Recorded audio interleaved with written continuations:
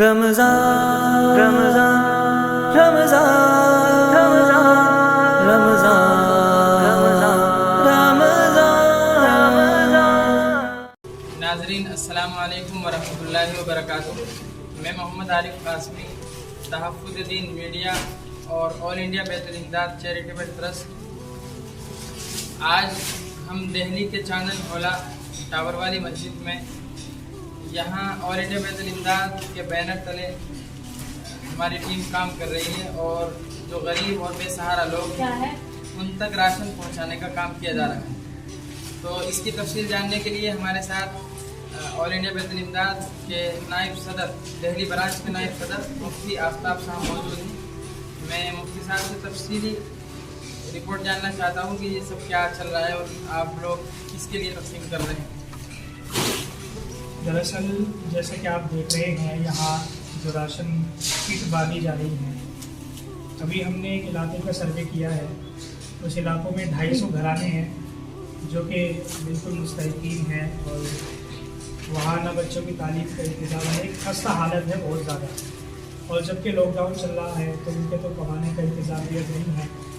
تو ہم نے اس علاقے کا سروے کیا ہے، یہ فیصلہ کیا ہے کہ جو کچھ غریب بیوائیں ہیں جن کے مرد نہیں ہیں، کمانے کا انتظام نہیں ہے، ان کے لیے ہم کچھ راشن کا انتظام کریں ماہانہ، اور اگر ان کو وظیفہ کی ضرورت ہے تو ماہانہ ان کے لیے وظیفہ باندھیں۔ دوسری چیز ہم نے وہاں پر دیکھی کہ بچوں کی تعلیم کا کوئی انتظام نہیں ہے۔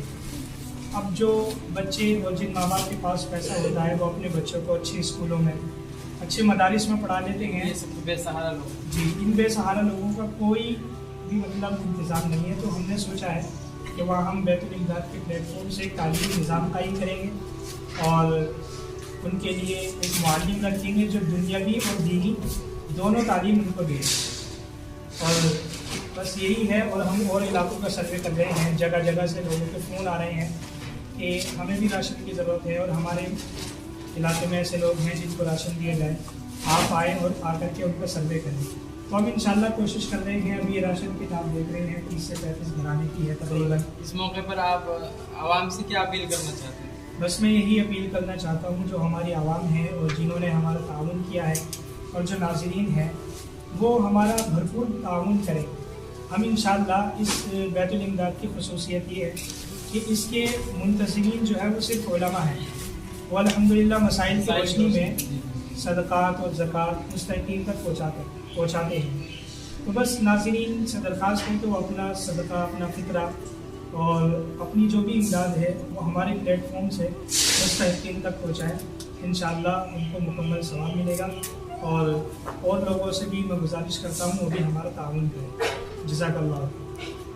ناظرین، یہ مفتی صاحب نے بڑی تفصیل سے روشنی ڈالی، اور میں بھی اس موقع پہ آپ سب ناظرین سے اپیل کرنا چاہتا ہوں کہ اسکرین پر جو نمبر شو ہو رہے ہیں ان نمبرات پر آپ رابطہ کریں۔ اگر آپ کو مدد کی ضرورت ہے تب بھی رابطہ کریں، اور آپ مدد کرنا چاہتے ہیں تب بھی رابطہ کریں۔ تو اور تمام حضرات، اس وقت جو لاک ڈاؤن کا فی الحال ماحول چل رہا ہے، خاص طور سے دلی میں بہت سختی کے ساتھ چل رہا ہے اور بھی پورے ملک میں چل رہا ہے، تو ہم کوشش کریں کہ ہمارا پڑوسی بالکل بھوکا نہ سوئے، پیٹ بھر کے سوئے۔ اور یہ ہمارے پیارے آقا حضرت محمد صلی اللہ علیہ وسلم کی بھی تعلیم ہے کہ ہم پڑوسیوں کا بے انتہا خیال رکھیں۔ بلکہ ایک موقع پر تو حضور صلی اللہ علیہ وسلم نے یوں فرمایا تھا کہ جبریل مجھ پہ آ کے اتنا زور ڈالتے تھے پڑوسی کے متعلق کہ مجھے محسوس ہونے لگا کہ کہیں پڑوسیوں کو وارث نہ بنا دیا جائے۔ تو اس لیے قرآن اور حدیث کی روشنی میں بھی ہم سب کو اس کی رہنمائی ملتی ہے۔ تو میں آپ سے بڑے ادب اور احترام کے ساتھ گزارش کرتا ہوں کہ آل انڈیا بیت الامداد کے ذریعے سے آپ لوگ امداد کریں اور غریبوں کا سہارا بنیں۔ آج اگر ہم اسی طرح اپنی موج مستی میں زندگی گزاریں گے تو ہم حالات دیکھ رہے ہیں، اس سے بھی بدتر حالات پھر آئیں گے۔ تو ہم دعا بھی کرتے ہیں کہ اللہ تعالیٰ اس وقت بیماری پھیلی ہوئی ہے، اللہ تعالیٰ ہم سب کی حفاظت فرمائے، پورے ہندوستانیوں کی حفاظت فرمائے، اور پوری دنیا میں جو لوگ اس سے پریشان ہیں، اس کی چپیٹ میں ہیں، ان سب کے لیے دعا کرتے ہیں اللہ شفا عطا فرمائے۔ السلام علیکم۔